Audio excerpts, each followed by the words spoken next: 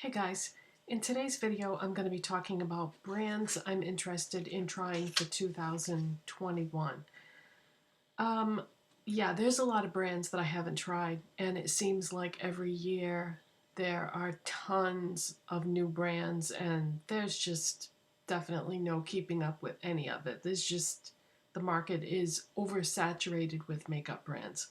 However, there are some brands that have been out there for a while and I've never tried them and I might never try them. We'll just have to see how it goes. I'm gonna see if I can figure out a way to budget my money in such a way that I can try some of the things from this list. Okay, so let's get started here. The first brand that I want to talk about is not only a brand, but it's a website. What am I talking about? Beauty Bay. Beautybay.com. I've heard so many people talk about this website. Now, it is based in England, in Manchester, I believe, and a lot of YouTubers that I watch that live somewhere in Europe talk about this website because that is how they're able to get certain brands that are hard for them to find that are from the United States. But from my perspective, I want to try their house brand, just Beauty Bay. And I've never ordered from them before. I just assumed that the shipping would be crazy to the United States. It's not bad at all. If you've ever been curious about this website, they have 2 tiers of shipping. The first one is just called Tracked, and it's only $6.50. That's cheap for shipping. And then the second tier is called Express, and it's $15. So I just got the regular shipping, and I ordered 2 eyeshadow palettes and 3 lipsticks. And so it's on its way. I don't know how long it's going to take because I've never ordered from them before.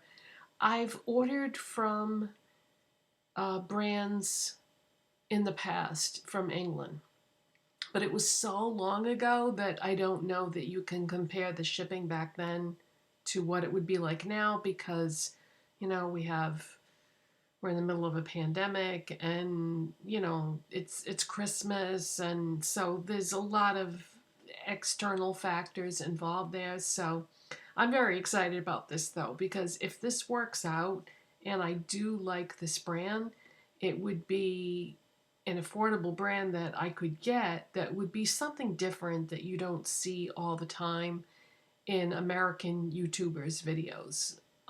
So fingers crossed that this works out in terms of how long it takes and is everything going to arrive in one piece and am I gonna like the brand. So that'll be really exciting to try. So that's the first brand that I expect to be trying in 2021. And then I have down something I talked about in yesterday's video, Natasha Denona. I haven't completely given up on the idea that I'm going to buy one of her palettes.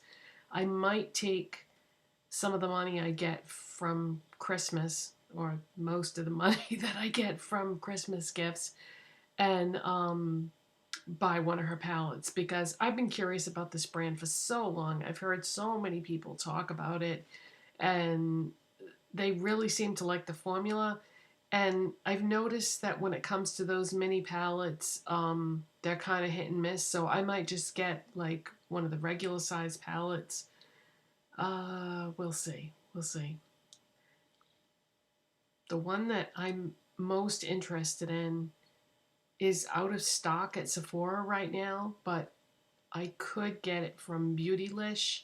I've ordered from Beautylish before, and it was a very good experience. Everything was shipped quickly, efficiently, and everything was wrapped really well. Nothing was damaged. I've ordered from them several times. So I might order a Natasha Denona palette from Beautylish, but we'll see. I'm still really on the fence about that. Okay, the next brand I have written down is Nabla. Their cutie palettes are what appeal to me the most. Nabla is, I believe, an Italian brand, so I'm not sure what the shipping would be from Italy. I wonder if that brand is carried on something like Beauty Lish or Beauty Bay or something like that. I'll have to look into that. Wait a minute. Is Nabla at Sephora or Ulta? It's so hard to keep this all straight. You know, there's so many brands available in so many different ways. But I would have to look that up. But yeah, their cutie palettes, I think, would be a great way for me to try them. But I've heard that they have a really great formula. Um, there's a couple of palettes in that cutie line that I would have to decide between. But I've heard such good things about them that I would like to try Nabla.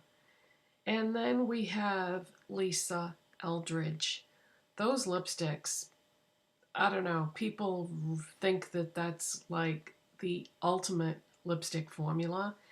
And again, I don't know what the shipping would be because she's based in the UK, but you know, they're expensive, but yeah, if I could find one in the right color that wasn't out of stock, because a lot of them are out of stock, but if I could find one in the right color, if I could find one that was a color that would go with everything, then maybe it would be worth it if it was something that I kept reaching for over and over. But I think they're called the Velvet lipsticks. But yeah, if any of you have ever tried those lipsticks, let me know. If any of you have ever tried any of the things that I'm talking about, leave me a comment. Tell me what you think. Is it worth it? Okay, next is M Cosmetics. The lip cushion lipsticks are supposed to be very good. M Cosmetics is Michelle Phan's brand, and I have a special place in my heart for Michelle because I've been on YouTube since almost the beginning. I started my channel maybe a year or two after YouTube started, and so when I was just watching YouTube and not actually on it, um, Michelle Phan was one of the few people that there were to watch. There were only a handful of beauty gurus at that time. I mean, we had to start somewhere, right? It was like Michelle Phan and All That Glitters and who else? Wow, my mind is drawing a blank. Dulce Candy. I think Dulce Candy was the first person that I ever watched. There weren't that many people right at the very beginning, but so I watched like every single video that every person that was on at that time did because that's all there was. And so anyway, yeah, M Cosmetics is Michelle Phan's brand, and so I would love to try the lip cushion lipsticks. I've heard that they're very good. Okay, next brand is The Ordinary. The reason why The Ordinary appeals to me, it's mainly a skincare brand, but they also make foundations and they make them in a wide range of shades. However, I've looked at the shades and I don't know if the website is an accurate reflection of what those shades look like, but even though they have shades specifically for different depths of color and different tones of color, they all look very yellow to me. Now, I've had this problem before in the past where an entire range of foundations looked yellow. I'm thinking of NARS. Many years ago, I bought a NARS foundation and I just had to buy like the closest thing I could get to my skin tone, which was difficult because my skin is quite pink. I talk about this all the time, very cool tone. And I picked out the least yellow one that they had in my depth of color, and it worked out fine. So I don't always have to get something super cool tone for it to work. That foundation that I was using a lot by AOA Studio recently was quite yellow, but I thought it blended in well to my skin anyway.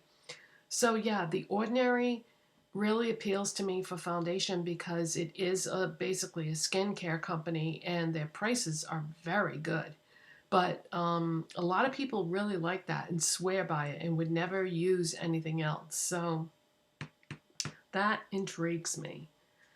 And I think you can get that at either Ulta or Sephora now, carries it. So yeah, I'm intrigued by that. The next thing I have written down, actually the last thing I have written down, is Lunar Beauty. And that is Manny MUA's company or brand. People rave about those eyeshadow palettes, and the color stories are very interesting. The packaging is beautiful, and yeah, so I'm curious about that. And I think we're going to stop there because this could go on and on all day. I mean, I love makeup, so I wish I could try every brand out there, but of course you can't. So let me know if you have tried any of those things I just talked about. And if you enjoyed this video, don't forget to give it a thumbs up. Subscribe if you're not already. And I'll see you next time. Bye. Thanks for watching.